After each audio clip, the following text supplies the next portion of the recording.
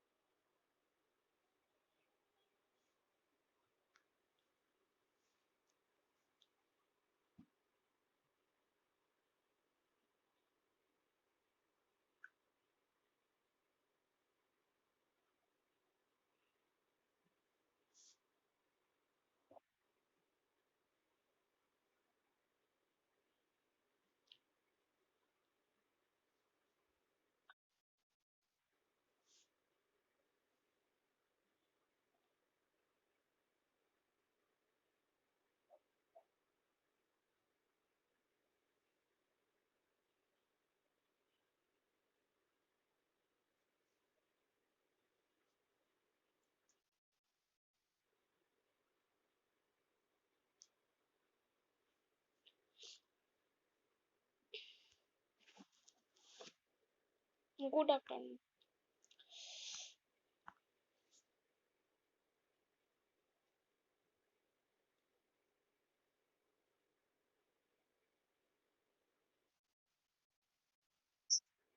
क्यों, क्या है आज?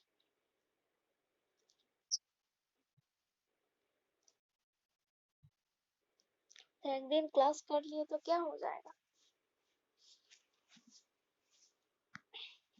उसके बाद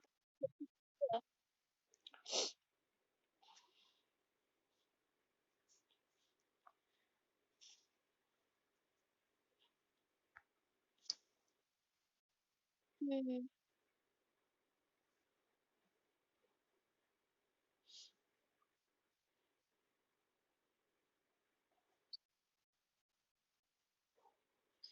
हम लोग को नोटिस आ जाएगा।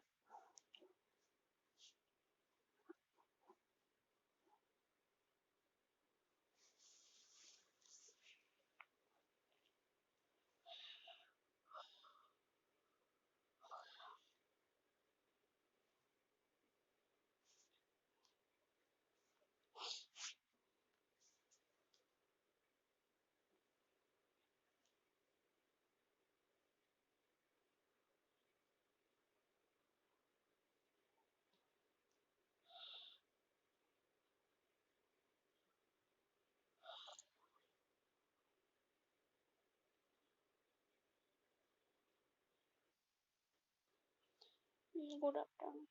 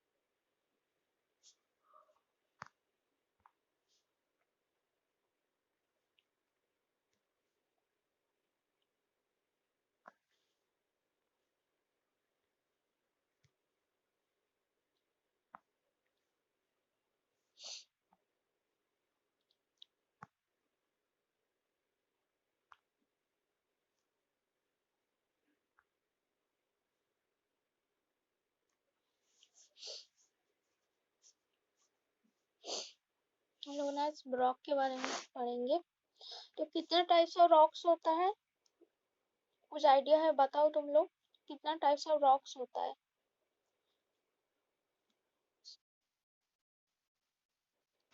बोलो, नाम बताओ। Very good. तो इग्नियस रॉक क्या होता है?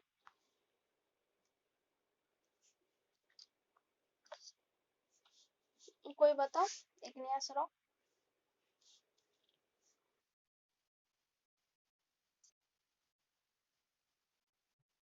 हम्म तो लावा एंड मैग्मा से जो रॉक होता है सॉलिडिफाइड होके, तो उसको हम लोग बोलते हैं इग्नियस रॉक। और सेडिमेंटरी रॉक किसको बोलते हैं?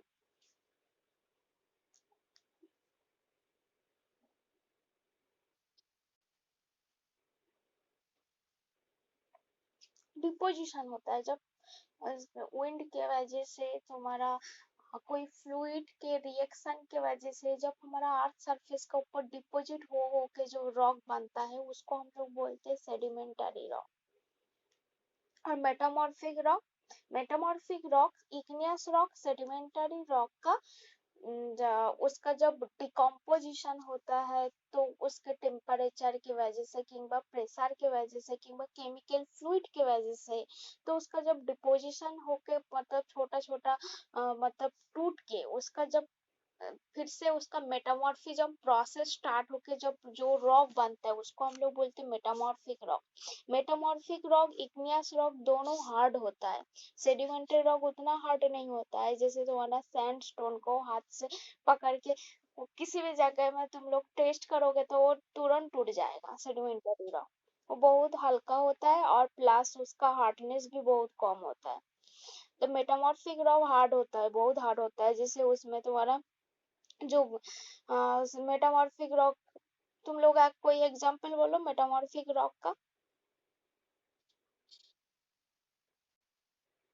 हाँ, तो ये हो जाता है तुम्हारा मेटामॉर्फिक रॉक।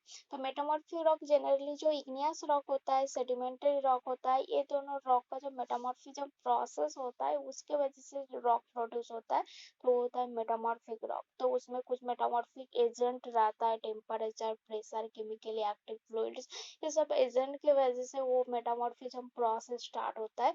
उसके बाद धीरे धीरे धीरे धीरे अर्थ सरफेस का ऊपर रॉक बनता है। तो जनरली ये फॉर्म होता है, formed out of the existing rocks undergoing the recrystallisation process होता है। तो इग्नियस रॉक का कुछ कुछ इसका कैरेक्टरिस्टिक्स होता है। इग्नियस रॉक का एक नाम हम लोग प्राइमरी रॉक्स बोलते हैं। सेडिमेंटरी रॉक का और एक नेम होता है secondary rocks. Same igneous rock को हम लोग बोलते हैं प्राइमरी रॉक्स। तो इसका कौन कौन सा कैरेक्टरिस्टिक्स होता है, तो ये जनरली जो होता है molten material is the cooled the slowly at great depth, the mineral grains may be the very large होता है। जब मेरा जो molten material जब मेरा धीरे धीरे जब कूलिंग होता है तो उसमें जो हमारा जो मिनरल का जो ग्रेन मिलता है वो बहुत ज्यादा बड़ा साइज वाला मिलता है। और जब सडन कूलिंग होता है molten material तो मेरा स्मॉल किंबा स्मूथ ग्रेन्स मिलता है। इसमें जब धीरे धीरे कूल्ड होता है मेरा मोल्टन मटेरियल, मुझे जो मिलता है मिनरल्स तो बहुत लार्ज साइज वाला मिनरल्स रहता है, मिनरल्स ग्रेन्स इसमें प्रेजेंट रहता है बहुत लार्ज साइज वाला। बस जब धीरे धीरे कूलिंग होकर जब रॉक बनता है इग्नियस रॉक, जब मेरा मोल्टन मैटर जो होता है, मोल्टन मैटर समझते हो ना, मोल्टन मैग्मा जिसको बोलते हैं, लावा जिसको बोलते हो, वो मोल्टन मैटर में आता है। जब वो धीरे धीरे जब कूलिंग होता है उस प्रोसेस में जो मेरा जो अर्थ सरफेस का ऊपर जो ग्रेन प्रेजेंट रहता है वो बहुत स्मॉल किंबा स्मूथ ग्रेन होता है, जो रॉक में जो ग्रेन्स प्रेजेंट होता है। तो इसका कुछ कुछ एग्जांपल होता है ग्रानाइट, गैब्रो, पेग्मेटाइट, बेसॉल्ट, ये सब इग्नियस रॉक के अंदर आता है। तो इग्नियस रॉक भी टू टाइप्स होता है, एक होता है इंट्रासिव रॉक्स और एक होता है एक्सट्रासिव रॉक्स। इंट्रासिव रॉक्स और एक होता है एक्सट्रासिव रॉक, ये दोनों इंपॉर्टेंट है। तो इग्नियस रॉक टू टाइप्स होता है, एक होता है इंट्रासिव रॉक और एक होता है एक्सट्रासिव रॉक्स। तो इसका भी कुछ based on place and the time taken का हिसाब से, angular cooling of molten matter का हिसाब से इग्नियस रॉक्स भी थ्री टाइप्स में डिवाइड होता है। वो होता है volcanic rock, plutonic rock and hypabyssal rock. ठीक है, तो उसका based on place time taken in cooling of the molten matters, तो igneous rock can be divided into the plutonic, volcanic and hypobasal rock। तो igneous rock कितना types में division हो सकता है उसका, एक होता है intrusive rock and the extrusive rock, और एक होता है तुम्हारा volcanic rock, plutonic rock and the hypabyssal rocks. ठीक है, तो ये जनरली जो टाइप्स होता है, तो इसको भी हम लोगों को जो क्लासिफिकेशन इग्नियस रॉक का क्लासिफिकेशन में फर्स्ट होता है प्लूटोनिक रॉक। तो प्लूटोनिक रॉक हम लोगों ने किसको बोलते हैं, प्लूटोनिक रॉक हम लोगों ने किसको बोलते हैं, कुछ आइडिया है प्लूटोनिक रॉक किसको बोलते हैं?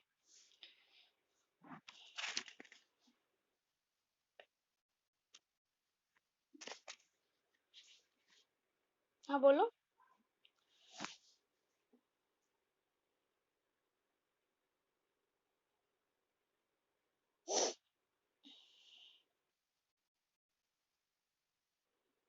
हाँ ठीक है, और कोई कुछ बोलो।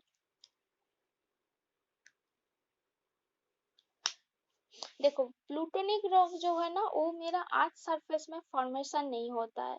वॉल्केनिक रॉक जैसे अर्थ सरफेस, पहले वॉल्केनिक रॉक बता देती हूँ। तो वॉल्केनिक रॉक क्या होता है, वो जनरली जब मैग्मा कूलिंग होता है, कूलिंग होने के बाद वो मेरा अर्थ सरफेस में ही रॉक बनता है, उसको हम लोग बोलते हैं volcanic rock. Volcanic rock these are the igneous rocks and formed on the surface of the earth, मतलब अर्थ सरफेस का ऊपर ही इस टाइप्स ऑफ रॉक बनता है by the cooling and crystallization of lava erupted from the volcanoes।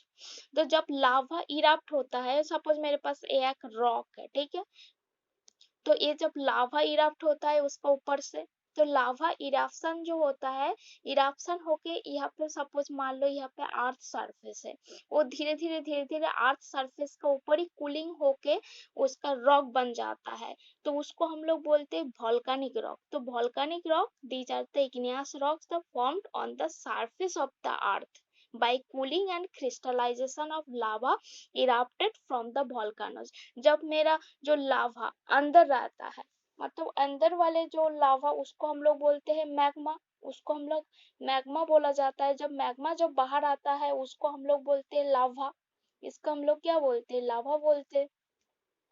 तो volcanic rock क्या होता है, these are the igneous rocks that formed on the surface of the earth by cooling and crystallization of lava erupted from the volcanoes।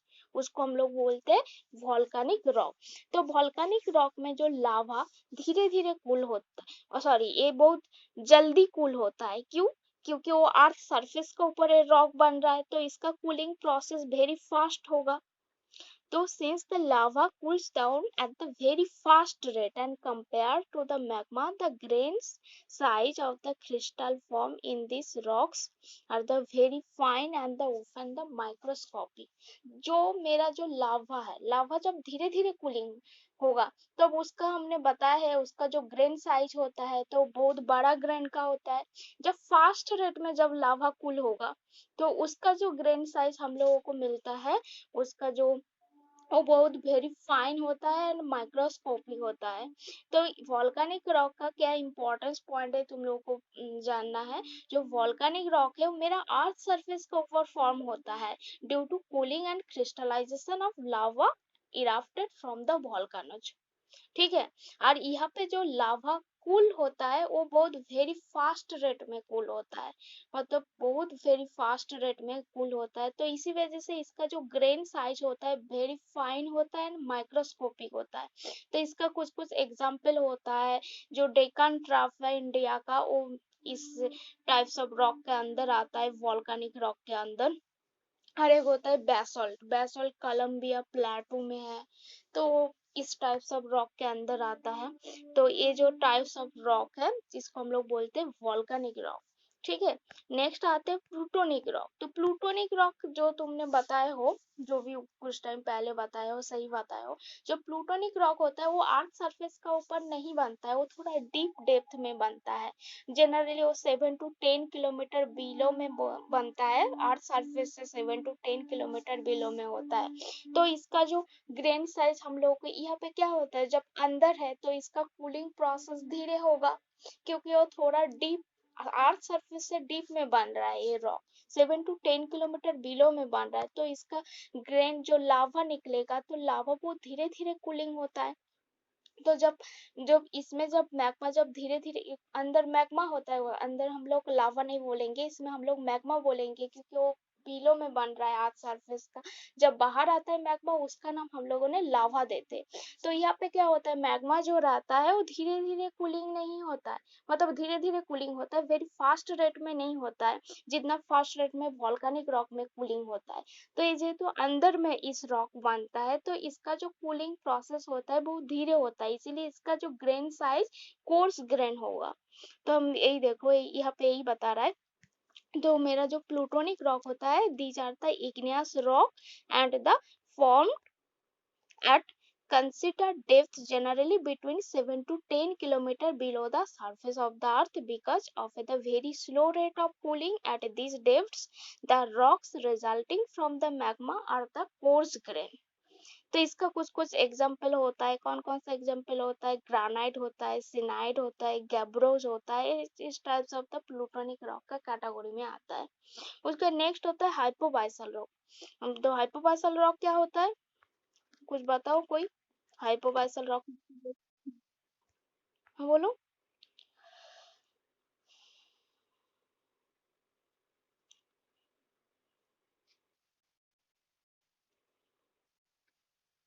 हाँ, मतलब ये जो इस types of जो रॉक बनता है प्लूटोनिक और वॉल्केनिक रॉक का बीच में बनता है, जनरली मिडिल डेप्थ में वो बनता है और अर्थ सरफेस से 2 किलोमीटर बिलो में होता है। तो हाइपोबाइसल रॉक कहाँ होता है, मतलब ये जो igneous, these types of igneous rocks are the formed at the intermediate depth, generally up to the 2 kilometer below the surface of the earth, and exhibit the mixed characteristics of volcanic and plutonic rocks. मतलब इस rocks का जो characteristic होता है वो generally volcanic plutonic दोनों का characteristics इसके अंदर आता है और इंटरमीडिएट डेप्थ में बनता है। जो हाइपोबाइसल रॉक है वो इंटरमीडिएट डेप्थ में बनता है। कौन सा कितना depth? Below the 2 kilometre below the earth surface of the earth, sorry surface of the अर्थ। तो ये जनरली 2 किलोमीटर बिलो में अर्थ सरफेस से बनता है। तो इस टाइप्स ऑफ रॉक का कुछ कुछ एग्जाम्पल होता है, जैसे पोर्फायरिस हो गया, डोलेराइट भी होता है, माइक्रोग्रानाइट, मैक्रोडियोराइट, ये सब भी बोला जाता है। इसका एग्जाम्पल मेन है पोर्फायरिस है। इस types of category of rock होता है हाइपोबाइसल रॉक।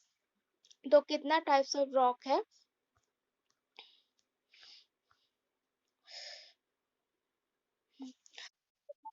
थ्री टाइप्स है। तो कौन कौन सा होता है? देखो यहाँ पे हम बता देते हैं पिक्चर।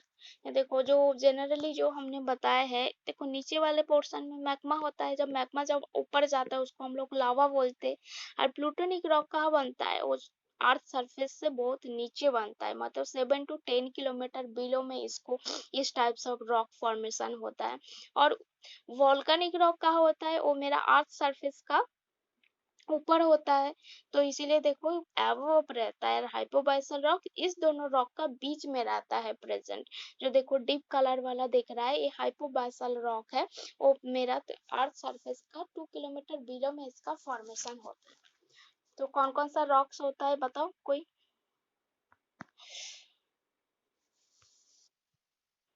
कौन कौन सा है बोलो नाम।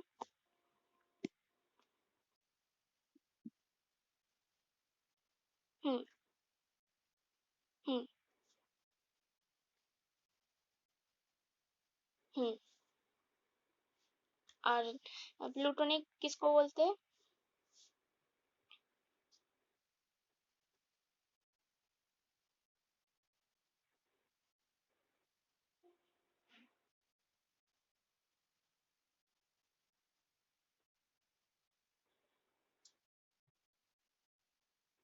सरफेस में बनता है। तो हमको बताओ वोल्केनिक रॉक का एक एक करके एग्जांपल बताओ। वोल्केनिक रॉक का कोई एग्जांपल बताओ, क्या होता है, कौन सा रॉक?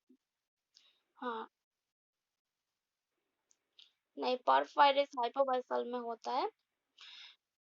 एक भी होता है जो जो इम्पोर्टेंट रॉक है बेसल। बेसल वोल्केनिक रॉक में आ जाएगा। तो प्लूटोनिक रॉक का कोई एग्जांपल बताओ। एंड गब्बर और हाइपोबाइसल का?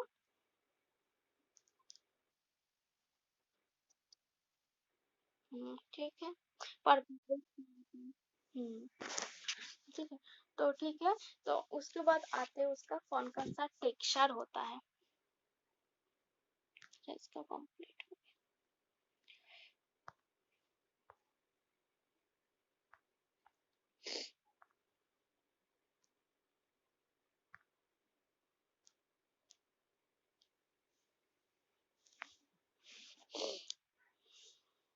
हाँ, और एक चीज है, हम लोग का क्या इंजीनियरिंग इम्पोर्टेंस होता है इग्नियस रॉक का, जो इम्पोर्टेंट होता है। जो इग्नियस रॉक होता है ना, वो जनरली हम लोग जो कंस्ट्रक्शन वाले साइट में यूज होता है एज ए मटेरियल होके। तो ग्रानाइट, सिएनाइट एंड द डियोराइट, ये सब जो रॉक होता है इसका हाई क्रशिंग स्ट्रेंथ होता है। इसी वजह से ये मोस्टली यूज होता है कंस्ट्रक्शन वर्क में। और जो बेसल्ट एंड अदर्स होता है, कुछ dark type of igneous rocks होता है जो वो भी स्ट्रांग होता है। जनरली उसको यूज करते हैं रेसिडेंशियल बिल्डिंग में। ये सब का यूज नहीं होता है basalt and the dark colour of कुछ इग्नियस रॉक। तो स्ट्रांग होता है बट इसको हम लोग यूज नहीं करते। जनरली हम लोग यूज करते foundation and the road stone के लिए इसको यूज किया जाता है। Road stone and foundation purpose में हम लोगों ने कुछ टाइप्स ऑफ जो इग्नियस रॉक्स होता है, बेसल्ट हो गया, ग्रेनाइट हो गया, तो ये सब हम लोग कुछ टाइप्स ऑफ फाउंडेशन वर्क में हम लोग यूज करते हैं। और इग्नियस रॉक जो होता है ना जनरली हाई इम्परवियस होता है एंड हार्ड एंड स्ट्रॉन्ग होता है, वेरी स्ट्रॉन्ग होता है। इसी वजह जैसे इसी को हम लोग जो सिविल इंजीनियरिंग प्रोजेक्ट होता है जहाँ पर डैम्स बनाना हो, रिजर्वर बनाना हो, वो सब में हम लोग इग्नियस रॉक का यूज करते हैं, क्योंकि वो हाईली इम्परवियस होता है, हार्ड होता है, स्ट्रॉन्ग होता है, तो वेरी स्ट्रॉन्ग फाउंडेशन भी हम लोग मेकिंग कर सकते हैं। तो मोस्टली हम लोग जहाँ पे सिविल इंजीनियरिंग प्रोजेक्ट होता है, डैम्स बन रहा है, रिजर्वर बन रहा है, वो सब में हम लोग इग्नियस रॉक का यूजेस करते हैं। ठीक है, डैम्स रिजर्वर साइट में यूज होता है। तो इसका कुछ कुछ टेक्सचर होता है, तो टेक्सचर हम लोगों ने किसको बोलते हैं?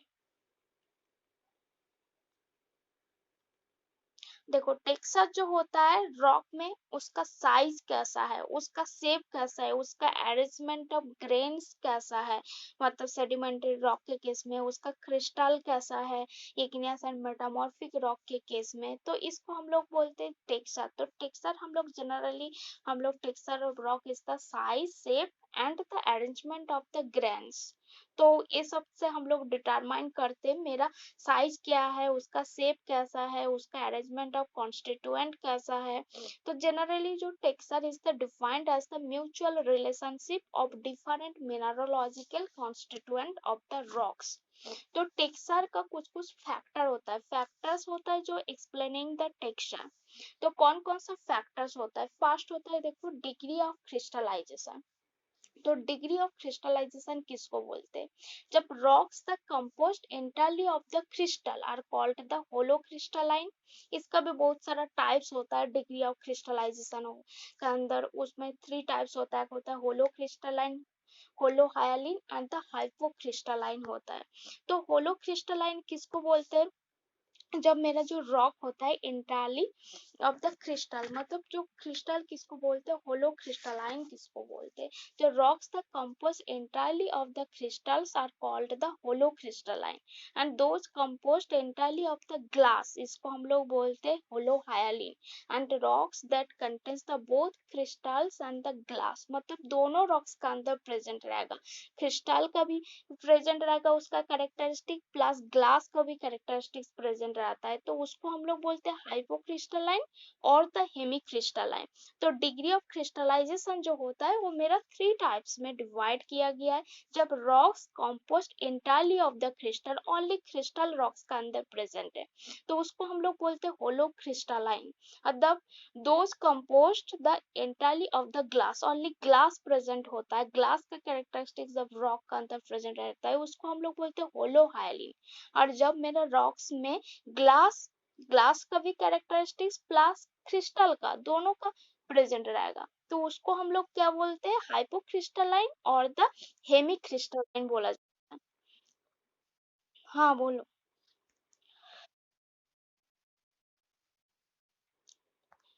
क्रिस्टल किसको बोलते हैं एंड द ग्लास किसको बोलते हैं?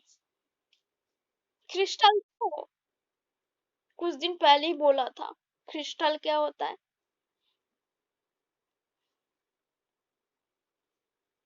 और ग्लास किसको बोलते हैं? जिसमें ग्लास नहीं, जो हम लोग चाय पीते हैं, वो क्या किसका होता है? ग्लास का। मतलब जो स्वच्छ हम लोग जिसको देख पाते हैं, मतलब उसको तुम टच करोगे तो इजीली, तुम लोग इसको तोड़ोगे तो इजीली टूट जाता है, ग्लास का जो मटेरियल होता है, जो जिसमें चाय वगैरह पीते हो, जो जो कांच का बनता है उसको हम लोग बोलते हैं ग्लास। और क्रिस्टल क्या होता है? क्रिस्टल कोई देखा है? क्रिस्टल वाला जो मिनरल्स हमने दिखाया है तुम लोगों को, क्रिस्टल का जो मिनरल्स होता है पूरा व्हाइट, डीप व्हाइट कलर का होता है, मतलब बहुत हार्ड टाइप का, ग्लास जैसा सॉफ्ट नहीं होता है, तो वही डिफरेंस है। तो जब मेरा रॉक्स का अंदर ओनली क्रिस्टल प्रेजेंट रहेगा उसको हम लोग बोलते हैं होलो क्रिस्टलाइन, और जिसमें बस ओनली ग्लास प्रेजेंट रहेगा, जिस मतलब जो मेरा रॉक से compost entirely of the glass, उसको हम लोग बोलते हैं होलो हायलिन। और rocks that the contains both the crystal types है, टाइप्स मतलब डिग्री ऑफ क्रिस्टलाइजेशन, मतलब उसका टेक्सचर टेक्सचर बता रहा है कौन कौन सा टेक्सचर हो सकता है, मतलब उसमें डिग्री ऑफ क्रिस्टलाइजेशन का अंदर कौन कौन सा टाइप्स हो सकता है। तो मतलब तुम एक रॉक्स में जो ग्लास प्रेजेंट रहेगा ऐसा नहीं है, मतलब उसका अंदर और भी बहुत सारा मटेरियल प्रेजेंट रहता है। तो इसमें कोई रॉक्स का स्पेसिफिकली नहीं बोला जाता है, तो कौन सा रॉक में होलो क्रिस्टलाइन है तो बताएंगे उसको बाद में। कौन कौन सा कोई रॉक के अंदर कौन सा होलो क्रिस्टलाइन कैरेक्टर्स में आ रहा है उसको बाद में बताया जाएगा, ठीक है। अभी इसका बस टेक्सचर कैसा है ये तुम लोग पढ़ो, उसके बाद में जब रॉक का एक रॉक का जब उसका डेफिनेशन में बताएंगे उसका टेक्सचर कैसा हो रहा है तब उसको एक्सप्लेन किया जाएगा, ठीक है। हम्म, तो चलो आगे चलते हैं। तो होलो क्रिस्टलाइन हो गया, hypocrystalline and the holohyaline हो गया।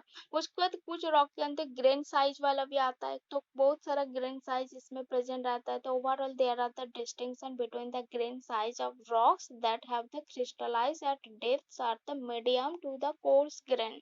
तो मीडियम से लेके कोर्स ग्रेन तक हमारा जो ग्रेन साइज हो सकता है, तो मीडियम, तो the crystallise the shallow depth और द फाइनर ग्रैंड होता है, जिसमें शैलो डेप्थ का मेरा जो कोई रॉक हो तो जनरली फाइन ग्रैंड का होगा। तो थ्री टाइप्स ऑफ ग्रैंड में इसमें डिवाइड किया गया है, course grand, medium grand and the fine grained. तो कोर्स ग्रैंड किसको बोलेंगे, जब मेरा जो एवरेज ग्रेन साइज होगा अबव 5 mm होगा उसको हम लोग बोलेंगे कोर्स ग्रैंड। उसके बाद नेक्स्ट आएगा मीडियम ग्रेन। तो मीडियम ग्रेन जो होगा when the average grain size lies between the 5 mm to 1 mm, इस दोनों का अंदर रहेगा उसको हम लोग बोलते हैं मीडियम ग्रेन। और फाइन ग्रेन किसको बोलेंगे, when the average grain size is less than 1 mm, उसको हम लोग बोलेंगे फाइन ग्रेन। तो ग्रेन साइज को भी हम लोग थ्री टाइप्स में डिवाइड किया गया है। तो ये सब मेरा टेक्सचर का फैक्टर होता है जिसके ऊपर टेक्सचर डिपेंडेबल रहता है। इस फैक्टर में जो रॉक का टेक्सचर होता है वो डिपेंडेबल रहता है। तो उसका ग्रेन साइज में ग्रेन साइज थ्री टाइप्स हो सकता है, coarse grain, medium grain and the fine grain.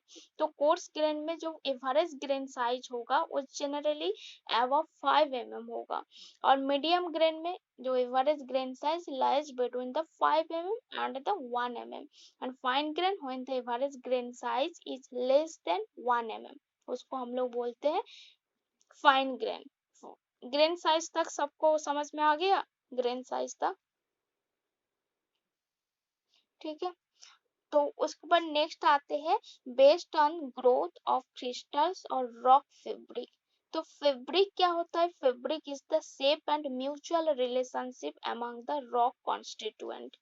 तो इसमें कौन कौन सा टाइप्स होता है फैब्रिक में, एक होता है यूहेड्रल होता है और एक होता है सबहेड्रल होता है। उसके बाद जो नेक्स्ट होता है इसको हम लोग बोलते हैं एनहेड्रल।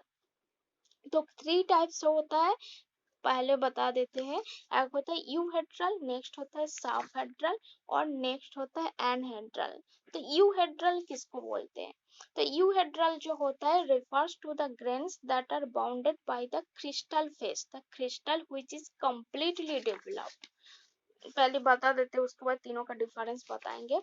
तो यूहेड्रल जो होता है generally refers to the grains that are bounded by the crystal faces and completely developed, the crystal which is the completely developed होता है उसको हम लोग बोलते हैं यूहेड्रल। एंड सबहेड्रल किसको बोलते हैं, तो सबहेड्रल grains that are the bounded by the half developed होता है एंड द हाफ अनडेवलप्ड होता है and some the crystal face. मतलब जो सबहेड्रल जो होता है, सबहेड्रल जो ग्रेन्स होता है जनरली इसमें हाफ डेवलप्ड होगा एंड द हाफ अनडेवलप्ड होगा। तो उसके बाद देखो नेक्स्ट आता है हमारा एनहेड्रल। तो एनहेड्रल किसको बोलते हैं, जिसमें crystal faces are the absent is called the anhedral, मतलब टोटली अनडेवलप्ड होता है। तो इस तीनों का क्या डिफरेंस होता है, तो देखो यूहेड्रल, यूहेड्रल मतलब इसका कोई एक हेक्सागोनल का ही बताते हैं। तो यूहेड्रल होता है इसका टोटली डेवलप्ड होता है, कंप्लीटली डेवलप्ड होता है। इसको हम लोग इस शेप को हम लोग बोलते हैं यूहेड्रल, मतलब जिस grain size that are bounded by the crystal face and crystal which is the completely developed. देखो यहाँ पे सिक्स साइड जो होता है इसको हम लोग बोलते हैं यूहेड्रल, और सबहेड्रल इसको हम लोग क्या बोलेंगे, यूहेड्रल, इसको हम लोग बोलते हैं यूहेड्रल, ठीक है। इसको हम लोग बोलते हैं यूहेड्रल। और सबहेड्रल किसको बोलेंगे, जिसमें वन साइड डेवलप्ड है, half developed and the half undeveloped, इस शेप का होता है। तो इसको हम लोग बोलते हैं साबहेड्रल, इसको हम लोग बोलते हैं साबहेड्रल। ठीक है, उसके बाद नेक्स्ट आते हैं एनहेड्रल। तो एनहेड्रल हम लोगों ने किसको बोलते हैं, तो एनहेड्रल जो होता है वो टोटली अनडेवलप्ड होता है, उसका जो शेप होता है थोड़ा इस शेप का हो जाता है, टोटली अनडेवलप्ड होता है, इसको हम लोग बोलते हैं एनहेड्रल। तो मेरा जो फैब्रिक होता है, फैब्रिक मतलब उसका जो based and growth of crystals and the rock fabric के ऊपर डिपेंड करके थ्री टाइप्स में डिवाइड किया गया है। कौन कौन सा है, यूहेड्रल, साबहेड्रल एंड द एनहेड्रल। जिसमें जो क्रिस्टल कंप्लीटली डेवलप्ड है, देखो यहाँ पे जो हेक्सागोनल जैसा दिख रहा है, तो यहाँ पे कंप्लीटली डेवलप्ड है, कंप्लीटली डेवलप्ड है ना, तो इसको हम लोग बोलते हैं यूहेड्रल।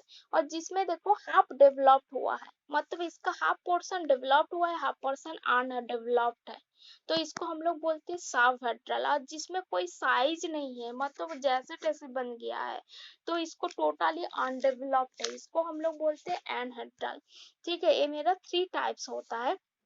उसके बाद नेक्स्ट और भी कुछ कुछ टाइप्स ऑफ टेक्सचर होता है, जिसको हम लोग बोलते हैं, फर्स्ट है तो हाइपोडियोमॉर्फिक हाइपोडियोमॉर्फिक और द ग्रानुलर टेक्सचर किसको बोलते हैं, the most common granular texture in which the mixture of euhedral, subhedral and the anhedral grains are the present, इसको हम लोग बोलते हैं हाइपोडियोमॉर्फिक और द ग्रानुलर टेक्सचर। दीदी से कुछ टाइप्स ऑफ टेक्सचर है, जिसमें हाइपोडियोमॉर्फिक और the granular texture one types of texture है, जिसमें कॉमन ग्रानुलर टेक्सचर है, जिसमें मिक्सर होता है यूहेड्रल, सबहेड्रल एंड द एनहेड्रल ग्रेन्स, तीनों जब प्रेजेंट रहता है, इसको हम लोग बोलते हैं हाइपोडियोमॉर्फिक और द ग्रानुलर टेक्सचर। उसके बाद नेक्स्ट आते हैं देखो ophitic texture. The ophitic texture is the one where the random plagioclase are the enclosed by the pyroxene or the olivine. if जब pyroxene and the olivine ये दो मिनरल्स जो present रहता है रैंडम वाला, उसको हम लोग बोलते हैं ऑफिटिक टेक्सचर। तो ऑफिटिक टेक्सचर जो जनरली इसका एग्जांपल होता है बेसॉल्ट होता है, उसके बाद होता है पोर्फायरिटिक टेक्सचर। तो पोर्फायरिटिक टेक्सचर जिसमें लार्ज क्रिस्टल का हो, तो large crystal that are surrounded by the fine grain matrix, this is called the porphyritic texture. तो इसका एग्जांपल होता है विट्रीफायरिक टेक्सचर होता है। तो उसको नेक्स्ट आता है पॉलकाइलिटिक स्ट्रक्चर। तो पॉलकाइलिटिक स्ट्रक्चर किसको बोलते हैं, small euhedral crystals that are enclosed within the large mineral. जब लार्ज जो मिनरल उसके अंदर जब ओनली यूहेड्रल क्रिस्टल जब प्रेजेंट रहता है, मतलब वो एनक्लोज होता है यूहेड्रल क्रिस्टल से, उसको हम लोग बोलते हैं पॉलकाइलिटिक स्ट्रक्चर। तो generally these types of characteristics with the presence of the fine grain crystal with the body of large size crystal। उसके बाद नेक्स्ट आता है देखो ग्लासी टेक्सचर। तो ग्लासी टेक्सचर देखो इसका नाम से पता चला glassy texture, the rocks display with the sharp edges like the broken glass. जब हमारा जो कोई कांच का जो ग्लास होता है, जब वो टूट जाता है, जब उसका शेप होता है, तो उस शेप को हम लोग बोलते हैं ग्लासी टेक्सचर। जब कोई कांच का कोई शेप का कोई भी कुछ चीज टूट जाए, तो टूटने के बाद उसका जो सरफेस जैसा दिखने होता है, ब्रोकन जो ग्लास होता है, तो उसको हम लोग बोलते हैं glassy texture. The rocks display with the sharp edges like the broken glass is known as the glassy texture. The no individual crystal can be seen, that is इसका एग्जाम्पल होता है ऑब्सिडियन नाम का है। तो ये सब पे मेरा टेक्सचर का अंदर आ गया है। तो कौन कौन सा टेक्सचर होता है बताओ, टेक्सचर का कौन कौन सा फैक्टर्स होता है ये पहले बताओ। Factors explaining the texture, three factors होता है, याद रखना, degree of crystallization, second grain size and third होता है based and the growth of crystal और रॉक फैब्रिक। तो डिग्री ऑफ क्रिस्टलाइजेशन किसको बोलते हैं, कोई देख के ही बताओ, डिग्री ऑफ क्रिस्टलाइजेशन किसको बोलते हैं, कितना टाइप्स हो। हाँ बोलो, देख के ही बोलो तो तुम्हें याद हो जाएगा।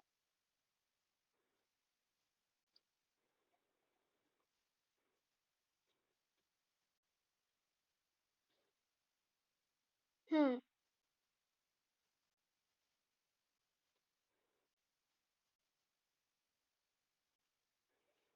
हाँ, ग्रेन साइज बताओ, ग्रेन साइज कितना टाइप्स ऑफ ग्रेन्स है?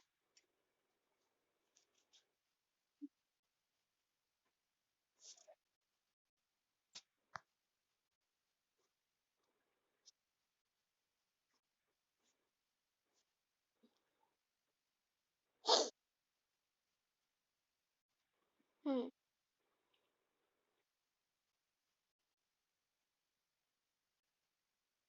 हाँ ठीक है, उसके बाद बताओ based on growth of crystal और द रॉक फैब्रिक का हिसाब से कितना टाइप्स है?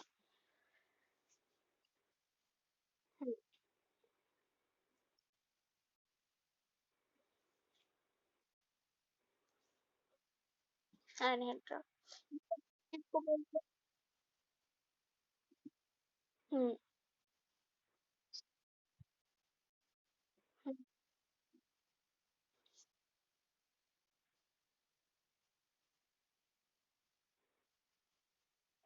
हम्म,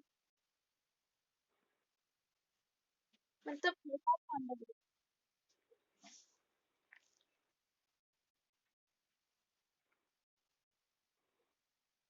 क्या बोल रहे हो?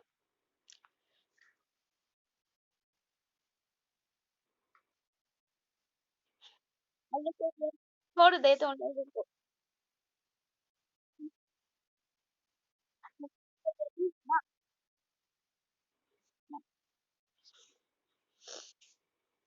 ठीक है, कोई बात नहीं। आज कौन सा होली खेल रहे हो? होली खेल रहे हो? काल से होली है।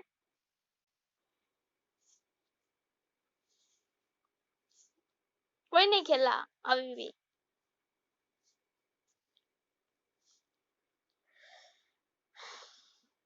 यहाँ पे तो होली टोली सब हो गया काली। हम्म।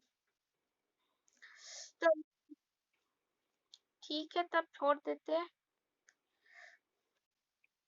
ठीक है तब। वेलकम। हाँ। Happy Holi to all. हाँ, हैप्पी होली टू ऑल। ठीक है, वेलकम।